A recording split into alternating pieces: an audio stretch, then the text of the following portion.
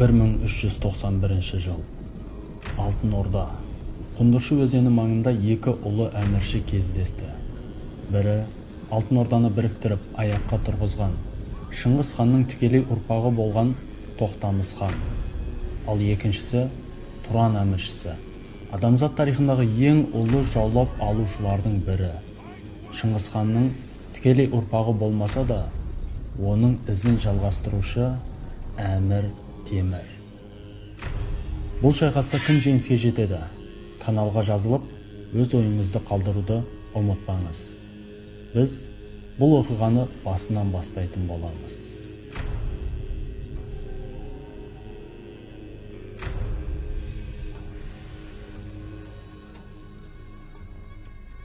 (1357 жыл).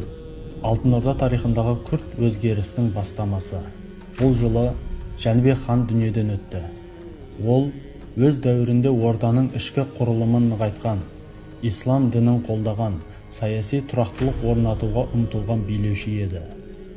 Жәнібектен кейін таққа отырған оның ұлы Бердібек хан билік үшін туыстарын өлтіріп, қатыгездігімен танылды. Оның билігі тек 2 жылға ғана созылды. Бердібек өлгеннен кейін Алтын Ордада ұлы дүрбелең кезеңі басталды. Бұл 20 жылға созылған ішкі саяси тұрақсыздық кезеңі. Тарихшылар бұл уақытты ұлы анархия, хансыз жылдар деп атайды. 1360-1380 жылдар аралығында орданың тағына бірінен соң бірі келген хандардың есебі жиі шатастырады. Әртүрлі деректер бойынша хандар саны 20-дан асқандығын білуге болады.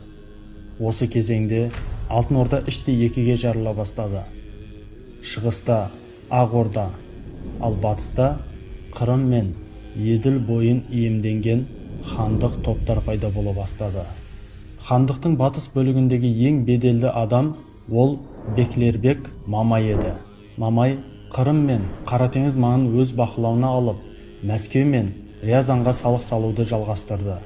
Бірақ орталық билікке ие бола алмады, себебі Мамай Шыңғыс ұрпағы болмады. Ол өз билігін заңдастыру үшін қуыршақ хандарды таққа отырғызды. Осы уақытта шығыстағы Ақ Ордада Ұрыс хан мен оның ұрпақтары тәуелсіз саясат жүргізе бастайды. Бұл болашақ Тоқтамыстың тарих аренасына келуіне алғышарт жасады. Жошы ұлысының аумағында енді билік вакуумы қалыптасты. Орталықтан бақылау жоғалды. Жасақ жинау, салық салу, сауда жолдарын бақылау бәрі аймақтық билеушілердің қолына өтті. Осылайша 1359-1380 жылдар аралығы Алтын Орданың іштей ыдырап аймақтық хандықтарға бөлінген кезеңі болды. Осы бір аласапыран заманда орталық Азияда, дәлірек айтқанда Мәуереннахрда тыныш еместі. Шыңғыс ханның екінші ұлы Шағатайға берілген ұлыс Шағатай хандығы 14 ғасырдың ортасында бірнеше бөлікке бөлініп кетті. 1330 жылдардан кейін мұнда да орталық билік әлсіреді. Шығыс Шағатай ұлысында, яғни Моғолстанда қазіргі Жетісу мен Шығыс Түркістан аймағында моңғол ақсүйектері мен жергілікті түркі әмірлерінің билік үшін күресі басталды. Батыс Шағатай ұлысында, яғни Мәуереннахрда, Хорезм, Бұхара, Самарқанд қалаларында билікке талас күшейді. 1346 жылы Әмір Қазаған атты түркі қолбасшысы билікті өз қолына алды. Ол Шыңғыс тұқымынан болмады, сондықтан Әмір атағын иемденген еді. Осындай қиын қыстау бір заманда 1336 жылы Өзбекстан аумағындағы Кеш қаласы маңында Барлас руының биі Тарағайбектің отбасында Темір дүниеге келді. Барлас түркіленген моңғолдың текті тайпасы. Кейін исламды қабылдап, жергілікті мәдениетпен біте қайнасып кеткен этнос. Темірдің әкесі Тарағай Шағатай ұлысының ықпалды бектері еді. Темірдің арғы тегі Шыңғыс ұрпағы болмаса да, ол өз билігін заңдастыру үшін әрдайым Шыңғыс әулетімен одақтасты, немесе солардың атынан іс жүргізіп отырды. 1358 жылы Әмір Қазаған өлтірілгеннен кейін Темір саяси вакуумды пайдалана білді. Ол алғашында Қазағанның орнын басқан Әмір Хусейнмен одақтасып, бірге Самарқанд, Бұхара, Хорасанға жорық жасайды. Алайда Темір мен Хусейн арасында билікке байланысты кикілжің туады. Ақыры 1370 жылы Балх қаласын қоршаған шайқаста Темір Хусейнді жеңіп, оны өлтірткізеді. Осылайша Темір Мәуереннахрдағы бірден-бір билеушіге айналды. Дәл осы жылы ол Шағатай хандығының мұрагері Сұйырғатмышты формальды хан етіп жариялап, өзі әмір титулын иеленеді. Осы арқылы Шыңғыс заңдары мен дәстүрін бұзбастан нақты билікті өз қолына шоғырландырады. Жошы ханның үлкен ұлы Орда еженге қарасты жерлер Ақ Орда деп аталды. Оның орталығы Сырдария бойындағы Сығанақ қаласы болды. Ақ Орда құрамына қазіргі Қазақстанның оңтүстік, шығыс және орталық аймақтары кіретін. 14 ғасырдың ортасында Ақ Ордада да ішкі билік күресі басталды. Ұрыс хан Ақ Орданың беделді билеушісі, алайда оның тұсында да ішкі бірлік толық орнаған жоқ. Ұрыс ханда өзінің қарсыластарын бірінен кейін бірін көзін жоя бастады. Солардың арасында Маңғышлақтың басшысы Түйқожа да бар еді. Түйқожа өлтірілгеннен кейін оның ұлы Тоқтамыс 1376 жылы Мәуереннахр билеушісі Әмір Темірге жан сақтау мақсатында бас сауғалады.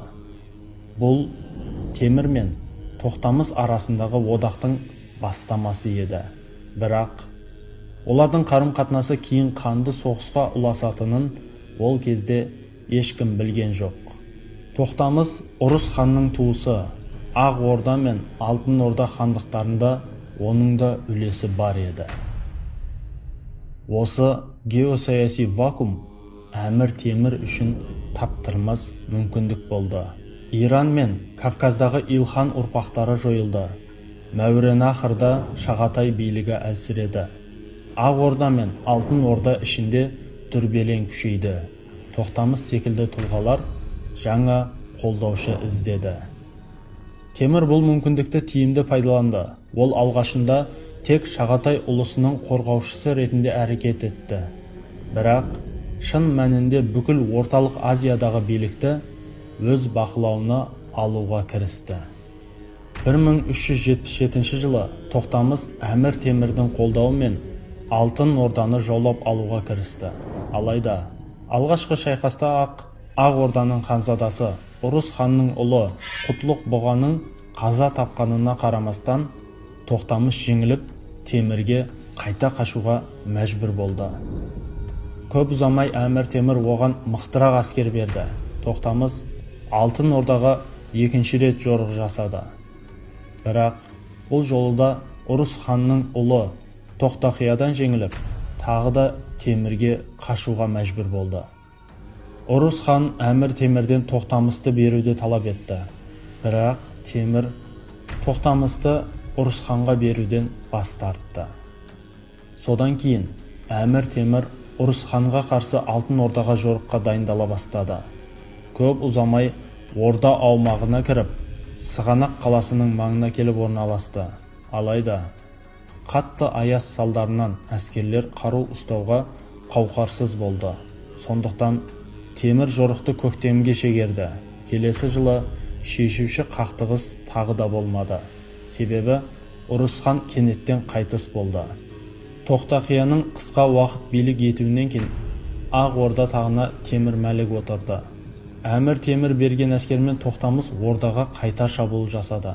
Бірақ тағы да жеңіліп, әрең дегенде аман қалды. Темір Мәліктің көптеген әлсіз тұстары мен кемшіліктеріне байланысты оның билігі әлсірей бастады. Мұны пайдаланған Әмір Темір Тоқтамысты тағы да Алтын Орда тағына отырғызу үшін жорыққа аттандырды. Бұл жолы Тоқтамыс Темір Мәлікті жеңіп, орталығы Сығанақ болған Ақ Орданың билеушісі атанды. 1378 жылдың көктемінде Ақ Орданың құлауынан кейін Тоқтамыс Мамай бақылауындағы батыс бөлікке, яғни Көк Орда аумағына жорық жасады. 1380 жылы Тоқтамыс Азовқа дейінгі бүкіл Алтын Орданы, соның ішінде Астана, Сарай Беркені де басып алды және Алтын Орданың жеке дара билеушісі атанды. Алтын Орданың жеке дара билеушісі атанғаннан кейін Тоқтамыс өз билігін нығайта бастады. Билікті нығайтқаннан кейін Тоқтамыс өзін Әмір Темірге бағынышты емес, тәуелсіз билеуші ретінде көрсете бастады. Ол Алтын Орданы қайтадан қуатты мемлекетке айналдыруға тырысты.